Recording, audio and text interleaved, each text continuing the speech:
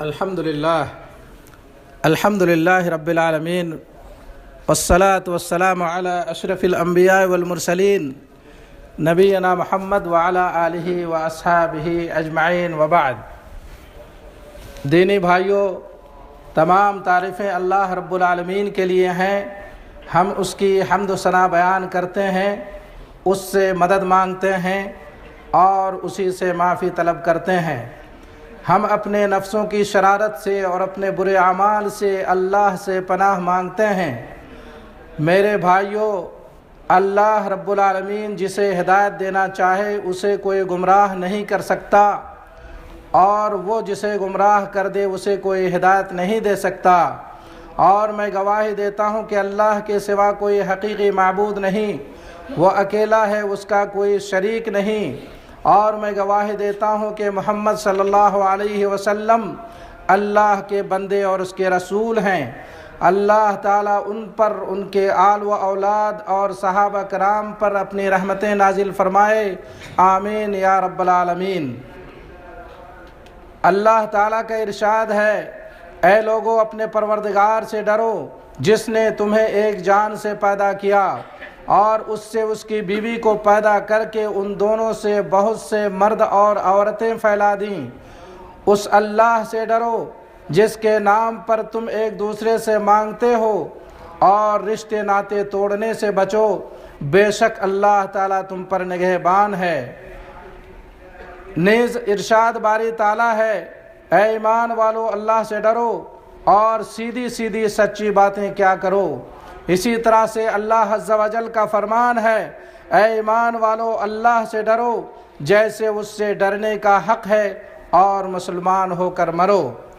دوستو، اسلامی شریعت میں اولاد اللہ کی طرف سے ایک نعمت، زینت اور فخر کی چیز ہے، اور ساتھ ہی ساتھ وہ ایک فتنہ اور عذاب بھی ہے۔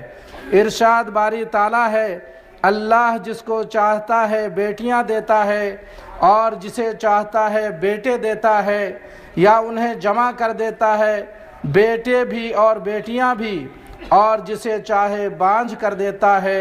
وہ بڑے علم والا اور قدرت والا ہے۔ سورہ شورى آیت نمبر 49۔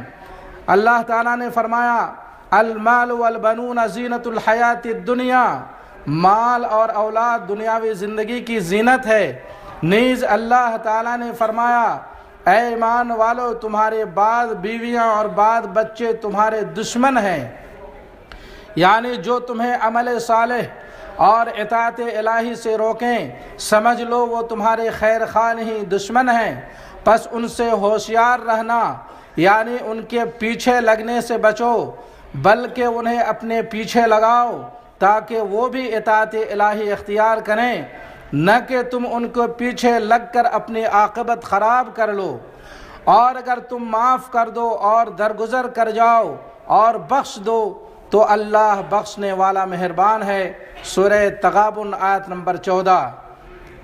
عزیز بھائیوں، صالح و نیک لوگ اپنی اولاد کی ہدایت کے لیے اللہ کے سامنے ہاتھ پھیلاتے اور الحاح و گریہ جاری کے ساتھ دعائیں کیا کرتے تھے، اور ان کی استقامت کے لیے حسب استطاعت مال بھی خرچ کرتے تھے، اس لیے کہ وہ ان کی دنیاوی زندگی کی زینت اور ان کی آنکھوں کی ٹھنڈک تھی، اور وہ ان کے وارث اور ان کی اخروی زندگی میں دعاؤں کا ذخیرہ تھے۔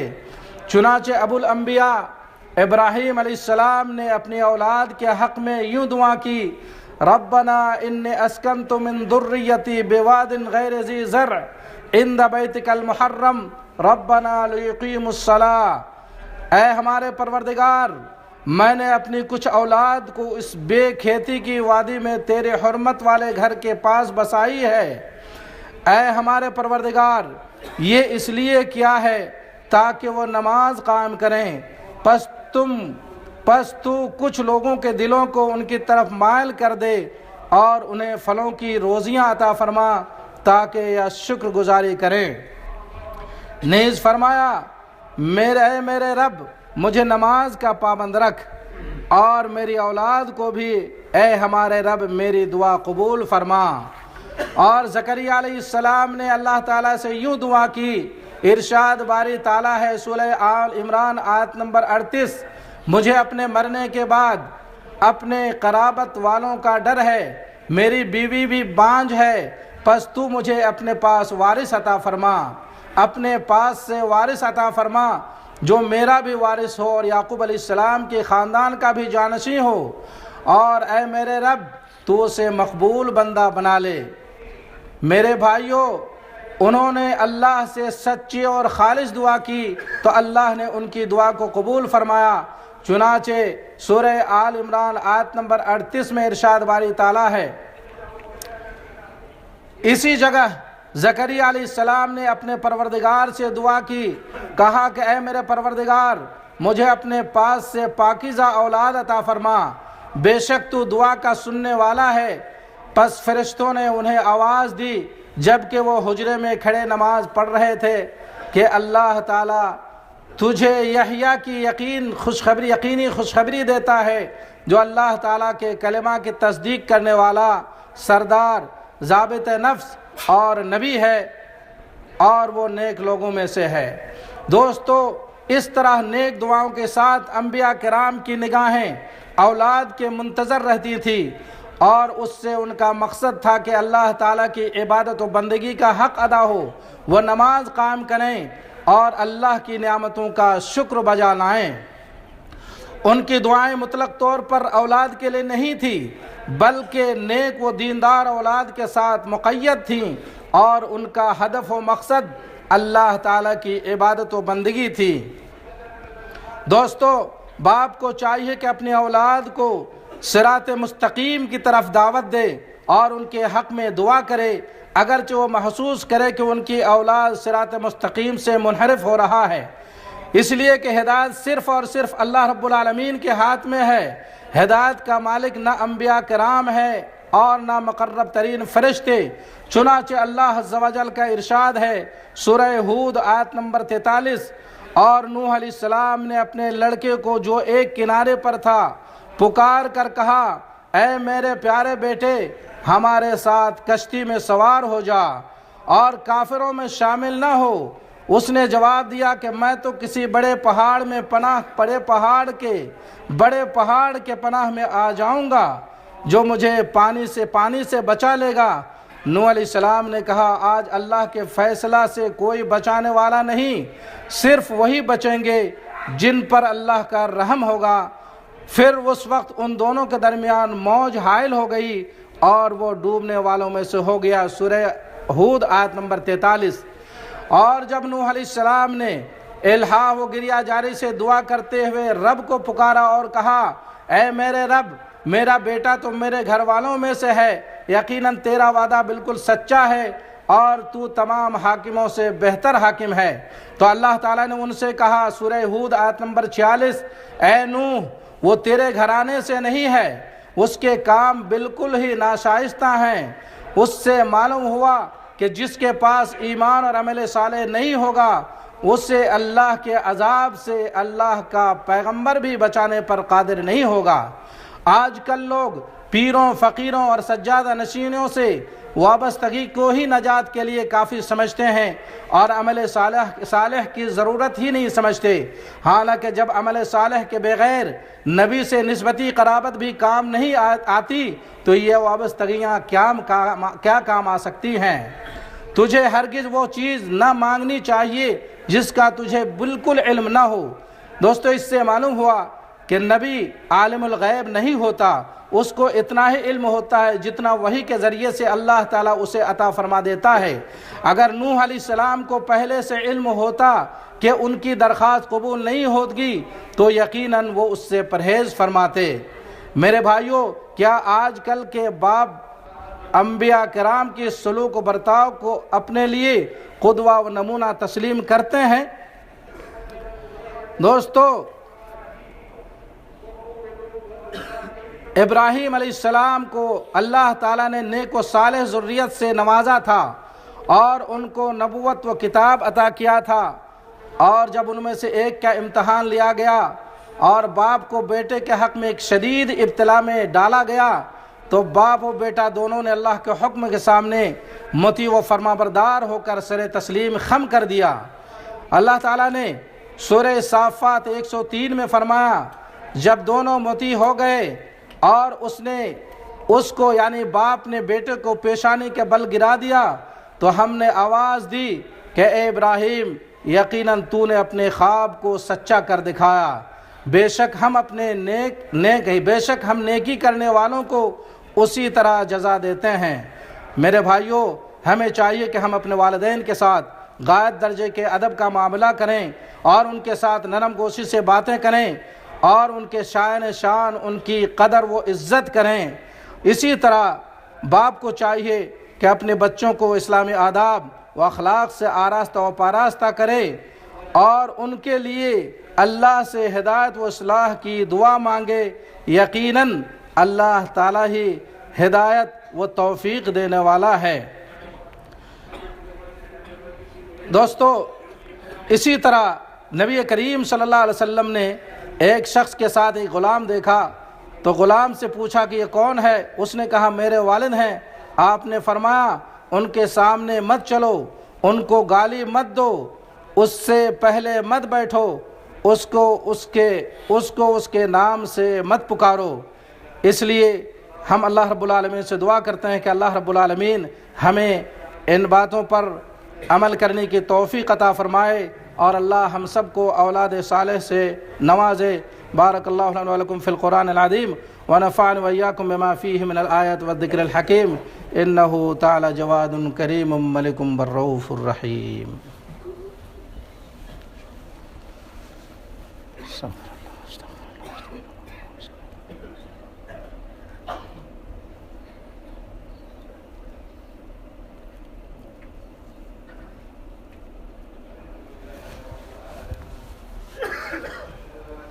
الحمد للہ وحدہ والصلاة والسلام علی من لا نبی بعدہ وعلی آلہ واصحابہ اجمعین۔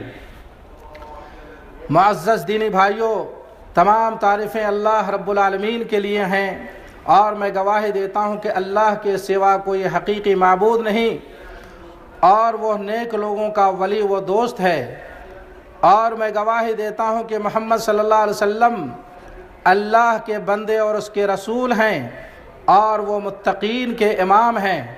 اللہ تعالیٰ ان پر، ان کے آل و اصحاب اور تمام انبیاء کرام پر اپنی رحمتیں نازل فرمائے، آمین یا رب العالمین۔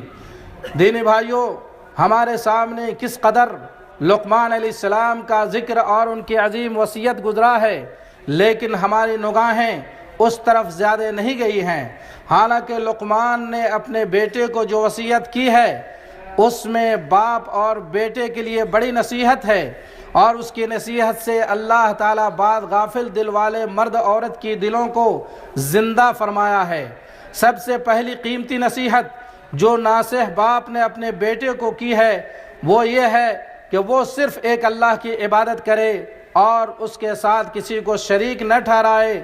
اللہ تعالیٰ نے سورہ لقمان آیت نمبر 13 میں ارشاد فرمایا، اور جب لقمان نے وعد کہتے ہوئے اپنے لڑکے سے فرمایا کہ میرے پیارے بچے، اللہ کے ساتھ کسی کو شریک نہ کرنا، بے شک شرک بڑا بھاری ظلم ہے۔ دوستو، اللہ تعالیٰ نے حضرت لقمان کی سب سے پہلی وصیت یہ نقل فرمائی کہ انہوں نے اپنے بیٹے کو شرک سے منع فرمایا، جس سے یہ واضح ہوا کہ والدین کے لیے ضروری ہے کہ وہ اپنی اولاد کو شرک سے بچانے کی سب سے زیادہ کوشش کریں۔ ساتھیوں، انسان کے وجود کا ہدف و مقصد صرف ایک اللہ کی عبادت ہے، اور یہی رسولوں کی دعوت کا اساس و بنیاد ہے، اور شرک اعمال کو باطل کر کے خسارے و نقصان میں ڈالنے والا ہے۔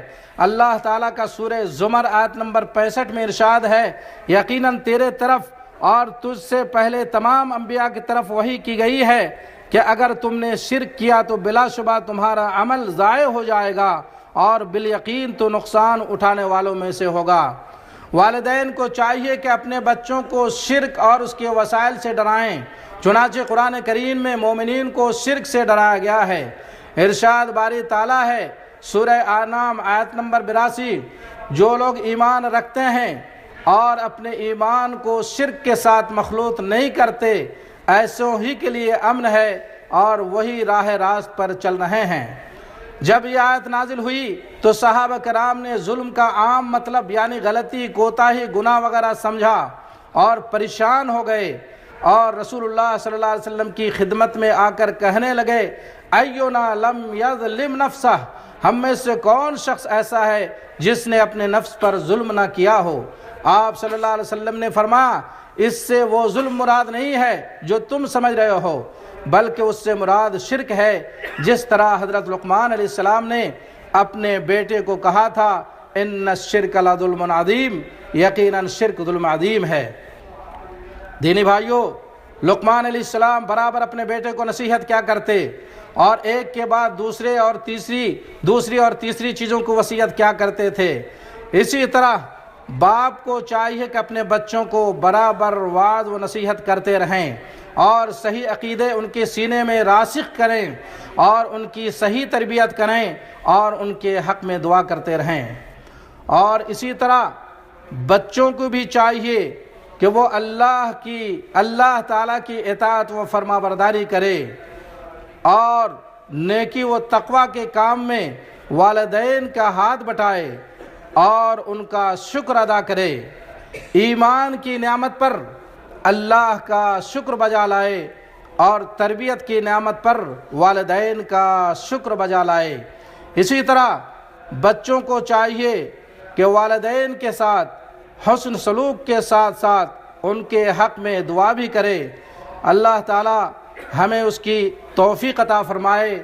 اللہ رب العالمین باپ کو یہ توفیق عطا فرمائے کہ وہ اپنے بچوں کی اصلاح، صحیح طور پر اصلاح کرے اور ان کی صحیح تعلیم و تربیت کا انتظام کرے، اور اللہ رب العالمین بچے کو بھی باپ کے لیے مطیع اور فرما بردار بنائے، اور اللہ ہم سب کو ان باتوں پر عمل کی توفیق عطا فرمائے۔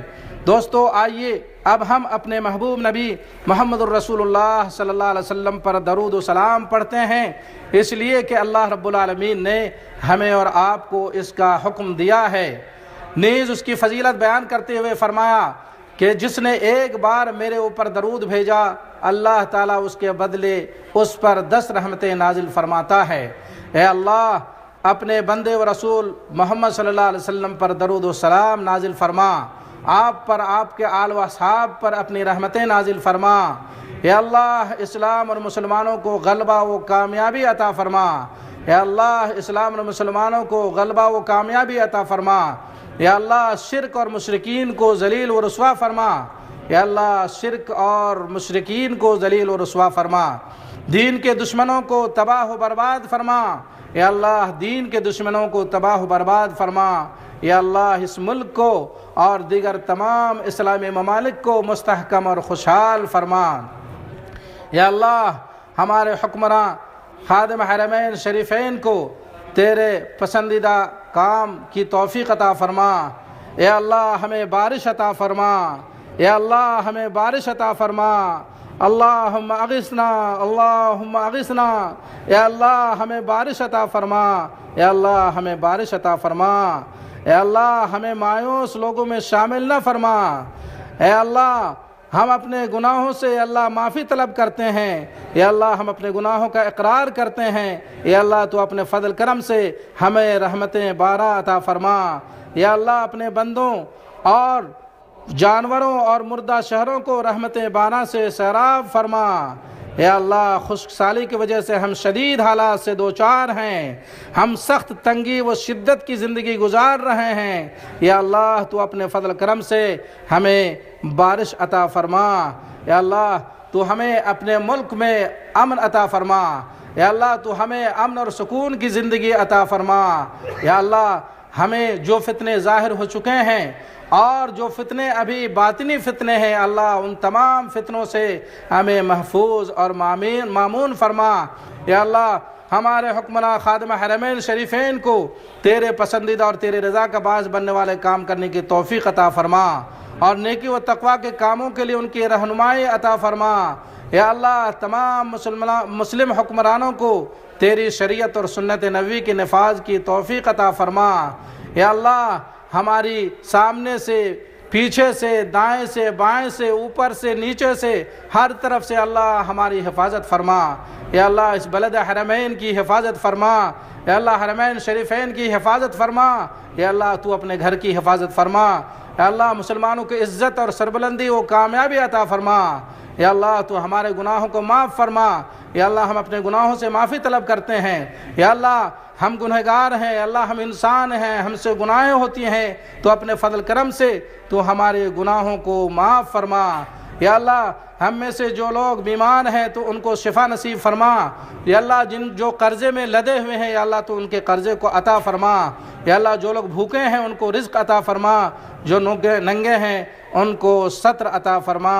وصلی اللہ علی نبینا محمد وعلی آلہ وصحبہ اجمعین۔